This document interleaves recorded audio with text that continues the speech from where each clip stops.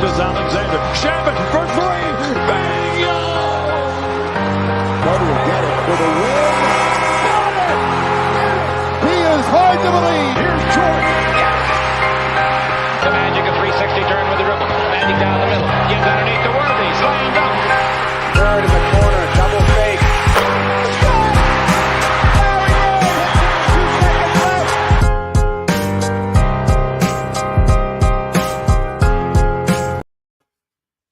What's going on, guys? Welcome to Dime Dropper for another 2021-22 postgame recap. Before we get started, please make sure to subscribe on YouTube at Dime Dropper Podcast, as well as Apple Podcasts. Leave a review if you would like. Follow me on Spotify, and of course, to follow us on all social media platforms at Twitter, Instagram, Facebook, and TikTok at Dime Dropper Pod. Make sure to hit the notification bell on the YouTube channel so you know when I'm going live and when my latest video is out. Make sure you comment on the video after I'm done for the algorithms so we can get back in their favor as we approach the playoffs. Today is going to be a short one before we take the questions on this Sunday afternoon. The Clippers coming off an early game today against the Detroit Pistons in Detroit. Of course, if you remember, I did go to the Clippers-Pistons game at the Staples Center. There is a vlog. It happened on Black Friday. You can check it out on my channel under playlists, Clippers 2021-22 home game vlogs. As far as the Laker game tonight, I will be watching it, but I will do a recap on it tomorrow after the Clippers and Lakers play again tomorrow. So crazy to have both LA teams having back-to-backs, but we'll talk about it all tomorrow as well because tonight I'm going to be seeing some friends. So I thought I would go live now and share my thoughts on the Clipper game, as well as a little bit of KG's retirement ceremony. Tom Brady just announced he's coming out of retirement. That's huge news. And then I'll also be talking briefly about Chelsea and the sale, about Roman Abramovich and all that. So let's get down to the fun stuff. The Clippers tonight or today going into Detroit, a Detroit Pistons team led by Cade Cunningham, who's starting to bolster his case for Rookie of the Year. He's playing really good basketball. We saw him play, when I went to the game, and I thought that he was really poised and, he has a good eye for the game and pick and roll and seems very comfortable in that kind of setting and handling the ball and stuff and was creating good looks, just wasn't hitting anything, just wasn't showing that he was a threat, but he has slowly gotten adjusted to the NBA game, and now he's playing really good basketball, averaging around 17, 5, and 5, which is, not too far off of LeBron's numbers in his rookie year. However, LeBron was playing in a totally different era, so different levels of player here we're talking about. But that's no diss on Cade, who looks like he could and will probably end up being a great player. And finally, the Detroit Pistons have a pick that they can really be excited about here. And they're starting to play better basketball of late. And we saw that today with how hard the game was compared to last time. Their defense was much sharper. They were communicating better. You can tell when a team is playing good basketball just by the way they communicate, the way they move the ball, the swagger they have about them. And the Pistons seemed like they were much more in sync with one another and trying harder on defense than the last time I saw them. The Clippers were not, despite the slow start, were not lacking for the beginning of the game. I think we were just lacking shot making. We were getting our looks that we normally get, but in particular, Nico Batum and Amir Coffey could not make an open three. At one point, Terrence Mann went to the basket and missed a point-blank layup. So I was thinking to myself, we only scored 16 points in the first quarter, and they scored 24. The Pistons did not do anything out of the ordinary. Saddiq Bey made a contested three. You're going to have some tough shots made in every NBA game. But overall, I thought we were holding our own defensively fairly well, and that's part of the reason why we didn't let the game get too out of sight despite our slumps. And somebody I got to give two players I really got to give a shout out to on the defensive end are our two worst defenders in the starting lineup, Marcus Morris Sr. and Reggie Jackson. I thought today the rotations were really good. They knew all their coverages, who to switch on, who to go underneath screens on, who to go over screens on. They were just sharp, and I thought their effort on both ends was really high, coming back to their former city where they played. We had three former Pistons, Luke Kennard, Reggie Jackson, and Marcus Morris Sr. And remember, Marcus Morris Sr. was part of that 2016 playoff team that was actually really solid with Tobias Harris, Andre Drummond, Stanley Johnson, and Reggie. And they lost in the first round to the Cavaliers with Kyrie and LeBron the year that they won the championship. And some of those games were close, even though they got swept. But anyway, Clippers only had 16 points in the first quarter, but because we only allowed 24, we were still right in it, despite some nice shots made by Detroit.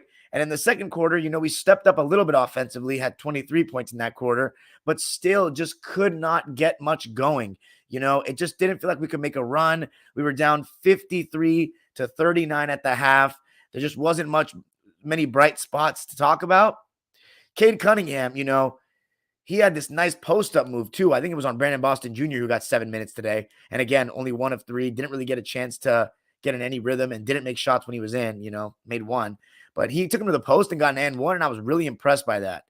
Cade Cunningham, a really solid game today. 10 of 20 from the field, 23 points, 9 rebounds, and 10 assists, and only 3 turnovers. So he's clearly starting to get more poised, more comfortable, and it looks like he could be a star in the making for sure. And today we saw that firsthand. But the third quarter, the second half was totally different. And you got to give credit to, obviously, you'd assume that Ty Lue said something in the huddle or in the halftime meeting locker room. But it's also, you just got to give the props to the players, the difference that they showed, hustling, playing tighter defense in the second half. In the third quarter, there was a sequence where Nico Batum dove on the floor, and then Reggie Jackson, on the loose ball that Nico Batum created, also dove on the floor and came up with it. It was a jump ball. We won the jump ball, and I think Isaiah Hartenstein was the player that scored on the other end. It may have been Nico Batum, but it was hustle. The hustle totally changed the game. And also shot making. And the guy that really led the charge, and it felt like for a long time of the game, there was only one guy making shots for the Clippers, and that was Marcus Morris Sr., who has been absolutely fantastic since Paul George has gotten injured. He's obviously going to have his games where he does not hit and doesn't contribute as a result because he's not a very all-around player. He's kind of just a bucket getter. But today he was an all-around player. He was playing good defense, but his shot making was incredible. Obviously we know about the face-up contested mid-range, like very 80s, style, and then the contested threes that he can hit. But today he was getting star-like attention. He was getting double-teamed.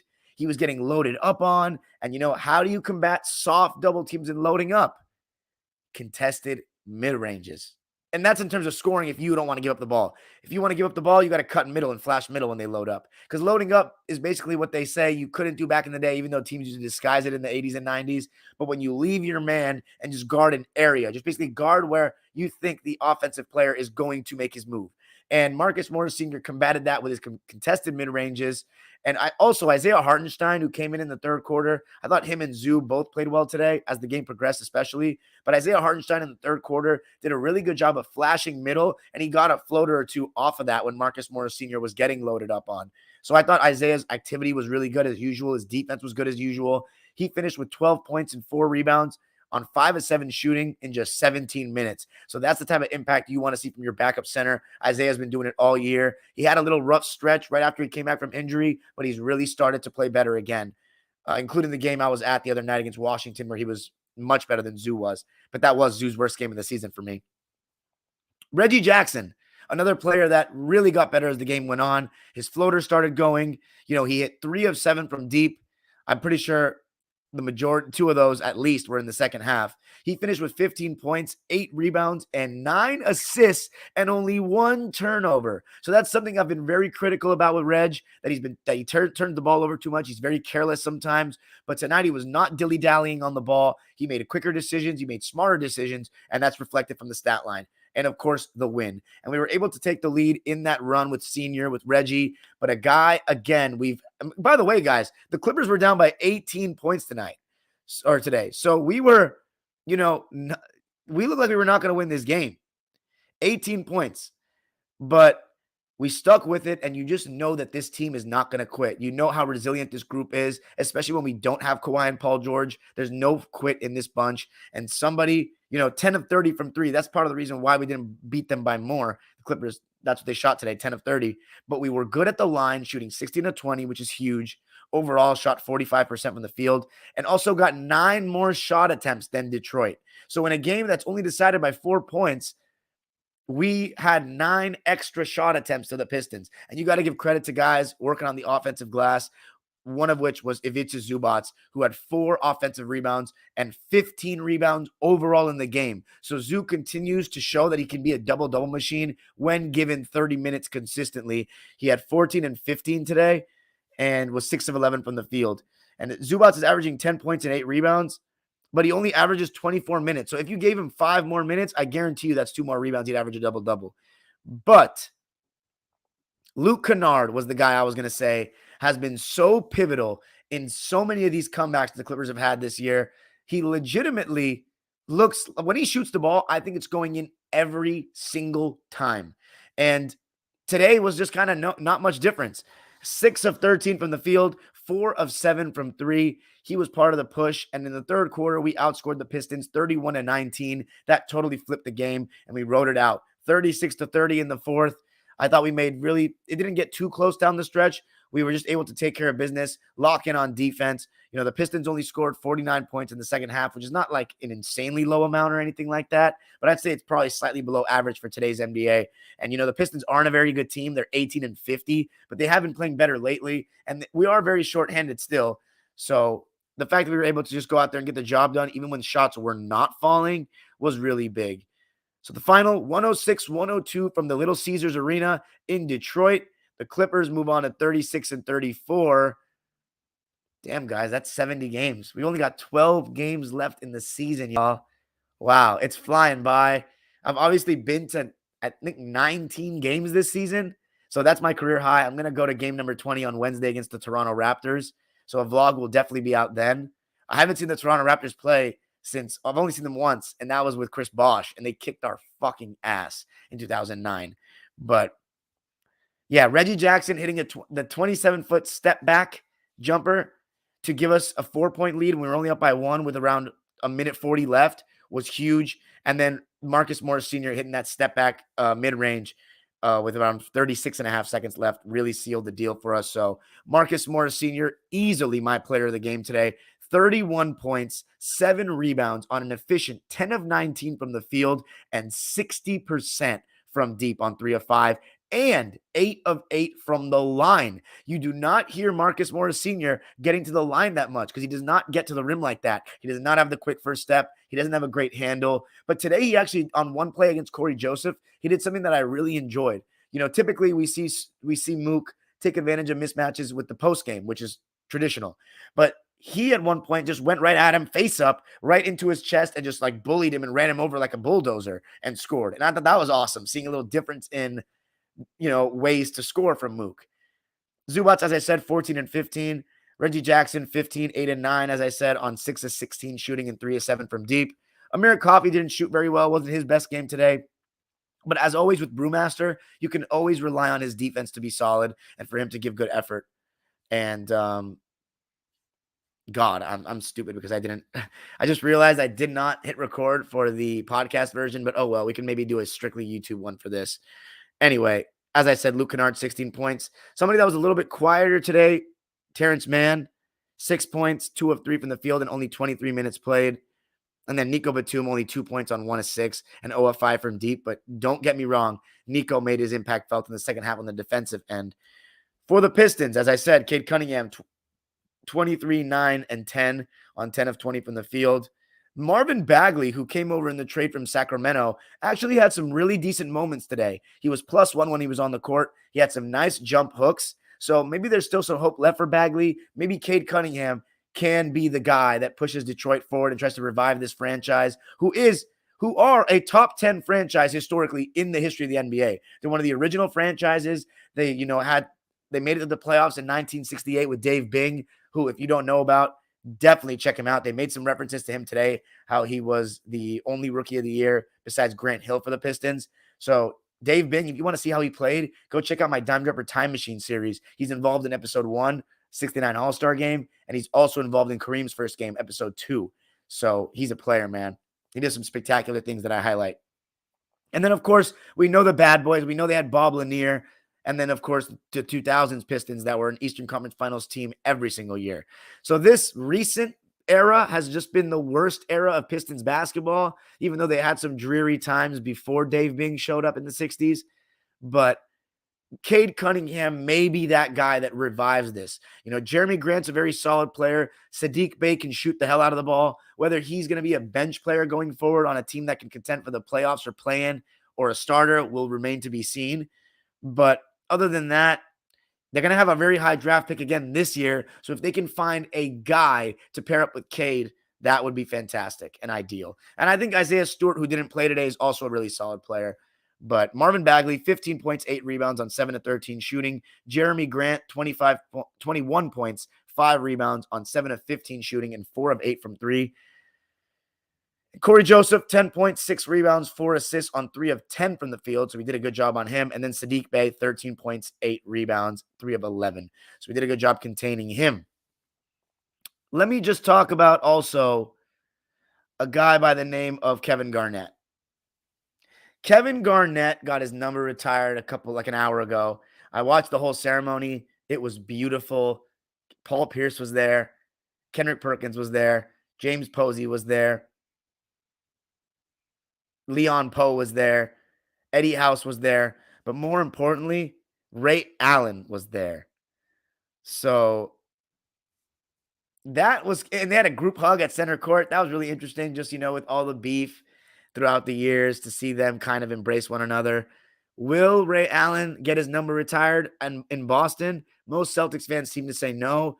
Kevin Garnett, in my opinion, should be the last one. Should be the last one for now. Although a case can be made for one Rajon Rondo. So give me your comments, guys. Celtics fans, especially if you're watching this, give me your comments on if you think Allen or Rondo should get their number retired. But Kevin Garnett was a no-brainer. He changed the feel around that Celtics team along with Ray Allen. But Ray Allen's a lot more business-oriented in terms of, just being a machine, locked in, not very expressive about his emotions. I don't think of Ray Allen as a leader.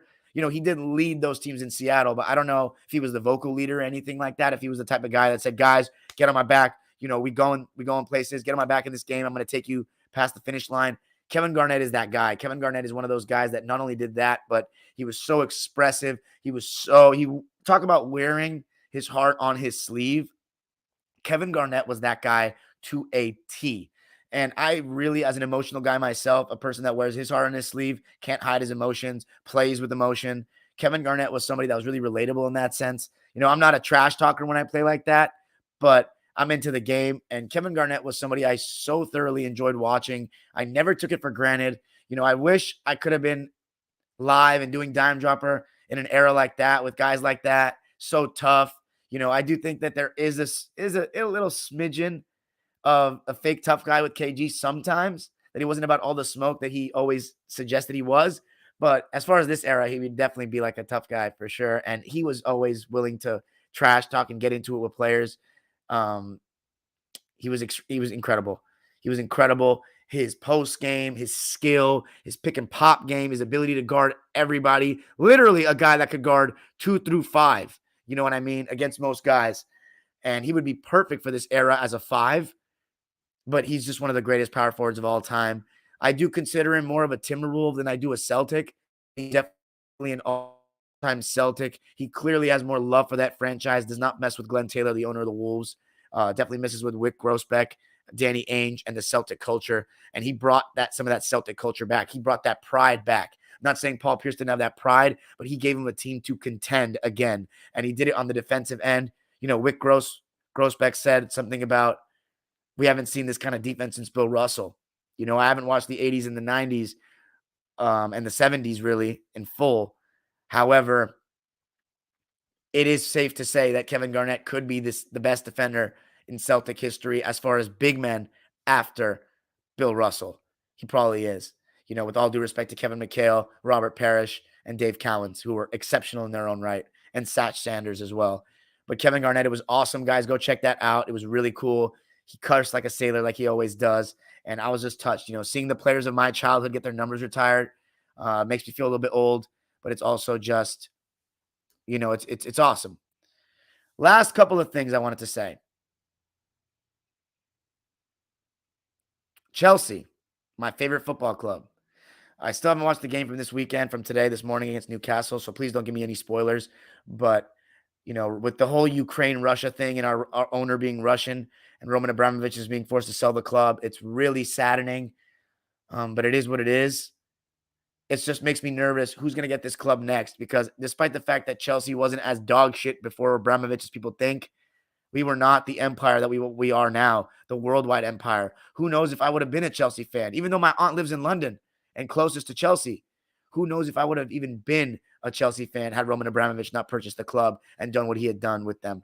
Ruthless Roman is a guy who accepts nothing, like Ballmer, accepts nothing less than the best. You don't win, you don't meet expectations, you get fired. Ruthless Roman. Look how many managers we've had since I've started watching Chelsea. I'll just give you an example. I've been a Clipper fan for 17 years. I'm going to list all the coaches that we've had in that time. Mike Dunleavy Sr., interim coach Kim Hughes, Vinny Del Negro, Glenn Rivers, and Tyronn Lue. 5 coaches in 17 seasons. Now for Chelsea, since only 12 years. So 5 less seasons. Carlo Ancelotti, Andre Villas-Boas, Roberto Di Matteo, Rafa Benitez, Jose Mourinho, Gus Hiddink, Antonio Conte, Mauricio Sarri, Frank Lampard, and Tommy Tuchel. 10 coaches, twice the amount, which tells you that, and Chelsea has won more than the Clippers, which tells you the standard of what Roman Abramovich, Chelsea Clippers haven't won anything, which tells you about what Roman Abramovich was on. So it's sad. I'm nervous. I've heard rumors about the Kings owner, Vivek, trying to purchase Chelsea. Please, dear God, sell them to an owner who has proven that they can run a successful sports franchise. That's not Sacramento, and that's not the New York Jets. So please, Chelsea board, please do what you can. But I'm going to miss Roman Abramovich. He is a legend. He will forever be one of us. He will forever be the guy that made Chelsea a worldwide brand. Last thing, I think that was it. Kevin Garnett. Was there something else that I was going to say, guys? I don't think so. I think that's it. I didn't watch any other soccer. Oh, by the way, Tom Brady, yes, unbelievable, announcing he would come out of retirement on some Michael Jordan shit. I think that his hunger for winning is just so vast that he just wants more. But guess what? Guess who eliminated him this year?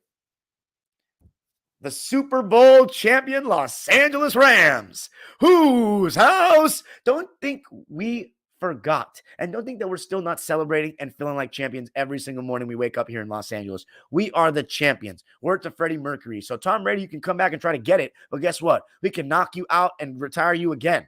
Because 99 is ready to come back and win again. Thanks for joining me, guys. My foolish ass did not record this for the Spotify and Apple podcast, but maybe I'll be able to upload it then. I should say now we're going to go to the live subscribers waiting oh so patiently in the chat. Super chats are turned on if you want to drop $1 or a dime, if you want to make a donation to your boy. But there is no live Spotify and Apple podcast, so we're live. So let's see what the comments are saying. 11 of you guys in here today. Not a huge crowd, as I wouldn't expect for a Sunday afternoon against the Detroit Pistons. But let's see what we got. My man Kyle, stay showing the love. What's up, Dime? What's up, Kyle? Crazy how many 50-point games. I already responded to that. 50 is so easy in today's game, man. It's like crazy. What's crazy is my boy Ricky G. By the way, Ricky G and I are doing our space on Tuesday with Jason Battle and Nat from All Nat Podcast. So please go tap in and come talk to us on Tuesday and let's talk basketball. Civilized fashion. But he made a tweet today about how the 30 is the new 20, 40 is the new 30. And obviously that's facts. And you guys know that from watching my video. Is the NBA getting better and better? It's not as simple as, oh, everyone's just better on offense now. Oh, they don't play defense anymore. It's much more complex than that. Yes, it's easier. It's much easier to score now. And that's because of offensive schemes and league emphasis. And they've made it a little bit harder this year, but they've started to regress back to that regular. But anyway, and I saw so much pushback on the comments from Gen Z bots and swine and idiots. So those are guys that don't know the history of the game. I wanted to respond to this, by the way. There's more free throws. There's not. It's actually the least amount of free throws in NBA history because teams don't go to the basket as much. Teams settle for a lot of quick threes. And also, teams don't play in the post as much. And they don't go one-on-one as much, which forces you to hand check and play more one-on-one defense. It's a lot of pick and roll, rotation, kick out. It's a lot of playing in space. So when you're playing in space, it's not bang, bang, chuck. So, and also there's an emphasis to try to let the game flow. But I think if people put more pressure on the rim, like back in the day, it would be a lot more fouls.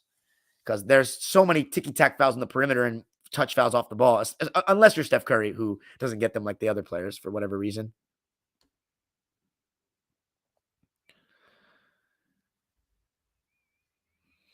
Mazza says, Clip's going to be scary next year. Tell me something I don't know, my friend. Kyle's take says, didn't watch the early game, so all I know is box score. Yeah, the Dallas Mavericks getting a huge win and spoiling Kevin Garnett's retirement ceremony night on the road today. Two of the best defensive teams in the league this year. What's up, Ricky Beavers? He says, Ty Lue, Bickerstaff, Monty Williams, and Taylor Jenkins got to be the coach of the year candidates. Could not agree more. You listed all the right ones, but I also want to give a little honorable mention to Ime Udoka for what he's done with the second half turnaround and Jason Kidd.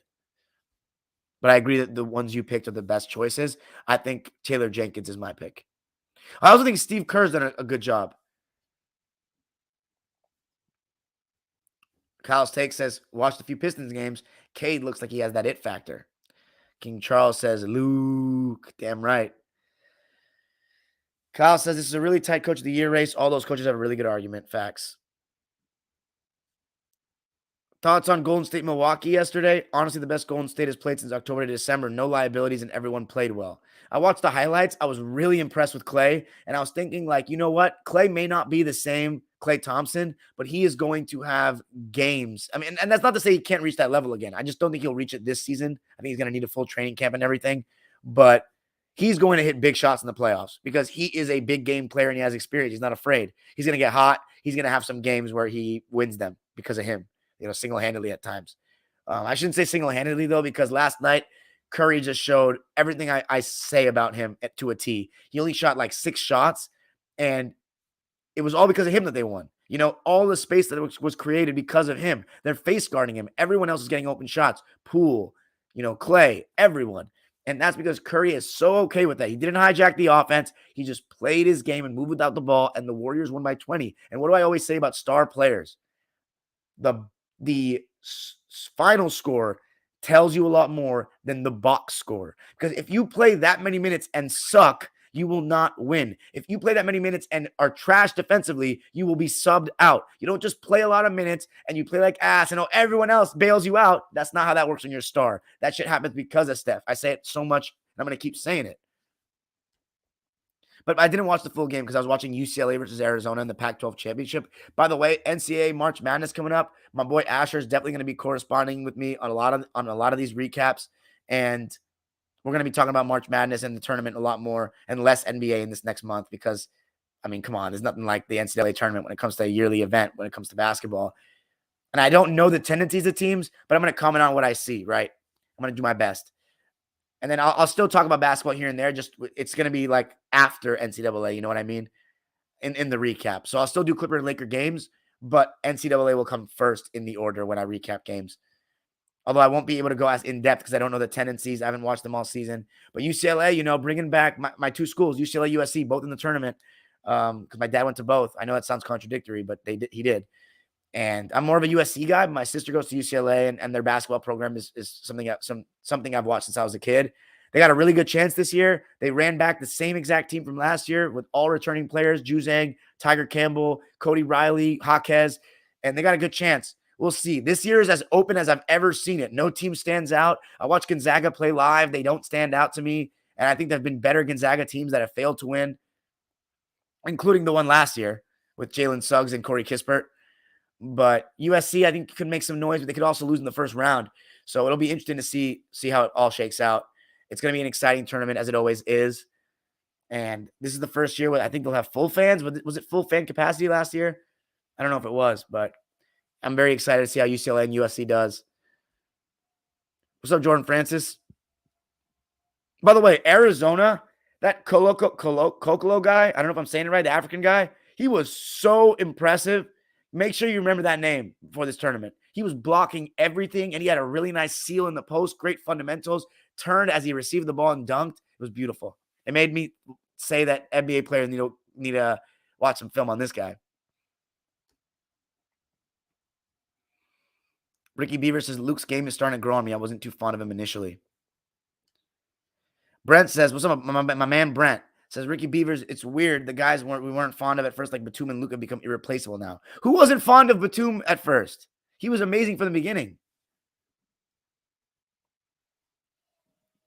Detroit Pistons or Lions can't attract big name free agents. Is it just Detroit? Yes, but that's not how they've ever built championship teams. You got to draft and make trades when you're a small market. That's how it is.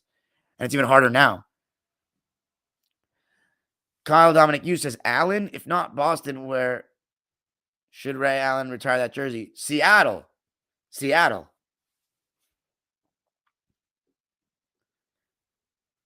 Yeah, Gary Payton and KG have the same attitude, just different positions. Yeah, they're very similar. The trash-talking kings. I bet a few years from now, people will think of KG as more of a Celtic than a Timberwolf. Fuck no. He's the best player in Timberwolves history, Brent. Come on. Just because people are, Gen Z is starting to, didn't get to see Minnesota Kevin Garnett is starting to get older and get to be on these platforms talking all their shit. Doesn't mean that that's going to happen. He's always going to be the big ticket for Minnesota first. Even if he doesn't get his number retired because of Glenn Taylor. He was the best player in franchise history and still is by a landslide. It's not even close. Ricky Beaver says Brandon Roy was a shooting guard. Time Duncan, he just have the longevity. I don't really understand that message. Brandon Roy was a shooting guard. Tim Duncan. What? Brandon Roy was a shooting guard. Tim Duncan? I don't get that at all. He couldn't play more differently. He says KG definitely top 25. I'd have to make my list there, Brent. Ricky Beaver says I didn't become a Clipper fan until Ballmer. Well, and I feel like I hate to say this, but you can't fully grasp what it was like to be a Clipper fan until you were a Clipper fan with Sterling. But I'm happy to have you on board, bro. Oh, look who it is. The executive Marcus Morris senior hater, Edward Vera, saying, good win. Morris did his thing. Good for him. Helps his market value. Here you go. Yeah, maybe we do have to get rid of him in the offseason. We'll see. What about Derek Jeter? Spino says, Clippers 2023 champions and small balling everyone to death. We'll see, bro. Hey, man, I don't want to go fully in the small ball category because Ivica Zubats, man, he's going to be a big part if we win a championship. And I hope Isaiah Hartenstein is too. Kyle Dominic Hughes says, Dime memorizing those coaches like Draymond, memorizing all the players who was drafted before him. Like the man Kevin Garnett once said, anything's possible.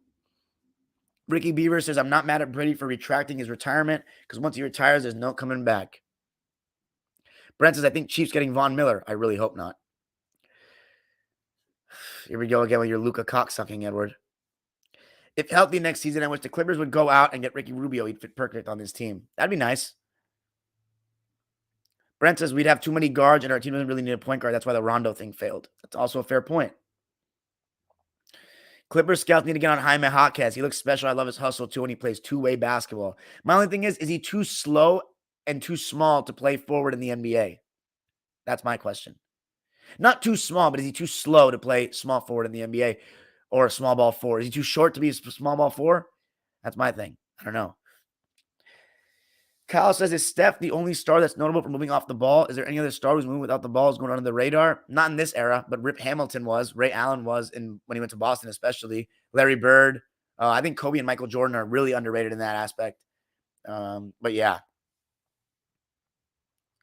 Rip Hamilton was the best I saw. Reggie Miller. Come on.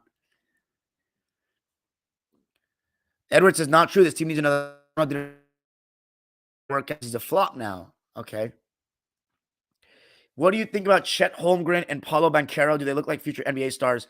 I haven't watched Paulo that much, but Chet, he's really thin, bro. I watched him live, and he just kind of seems like that guy that's like another Porzingis to me, maybe. I could be wrong on that, but he can shoot the lights out, and he's got some good wiggle to his game, but I just think that the NBA is going to be really physical, and it's real grown men, and I feel like he's going to be a guy that just falls in love with jumpers and can't post up smaller guys, and is going to get a guy that I complain about.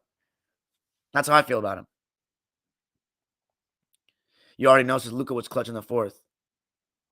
Okay, here we go. He says, Edwards going, he's a flop. I'm calling it another Sean Bradley. You already know, makes a good point. Hopefully Rocco comes back soon. Edwards said, what makes you say that? He's definitely way too skinny. You think Ben Simmons is actually going to come back? Apparently he's supposed to come back next week, but I don't know. But anyway, guys, that's it for me today. Thanks so much for joining me. Hope the picture looks good and everything. I'll see you guys tomorrow for the back-to-back, and I'll also talk about the Lakers as well. Super chats are turned on. If you want to drop $1 or a dime tomorrow, make a donation for your boy. Could always use the money to help with the product. And peace out, y'all. Gilgis Alexander. Shabbat for three. Bang!